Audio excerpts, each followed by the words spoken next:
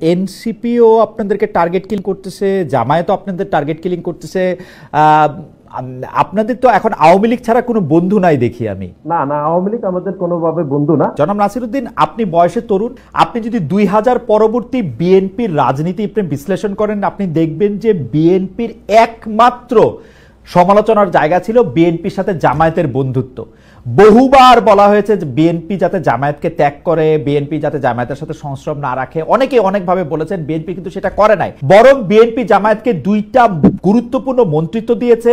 BNP জামায়াতকে বাংলাদেশে main স্ট্রিমটা করেছে এবং বিএনপি জামায়াতকে আসলে মাঠে ব্যবহার করতে চেয়েছে। পরে যখন জামায়াত কিন্তু বিএনপির সাথে সম্পর্ক ছিন্ন করতে চেয়েছে একাধিকবার, বিএনপি সেটা করতে দেয় নাই।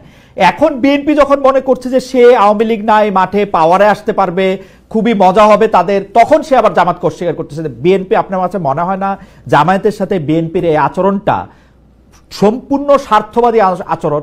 না দেখুন, আমি সেরকম ভাবছি না। আপনি যেটুকু বলছেন যে বিএনপি অতীতে জামাত ইসলাম বিএনপির সাথে সম্পর্ক সেট করতে চেয়েছে, এরকম তথ্য আসলে আমার জানা নেই। মানবজমিন পত্রিকায় রিপোর্ট হয়েছে, মানবজমিন পত্রিকায় রিপোর্ট হয়েছে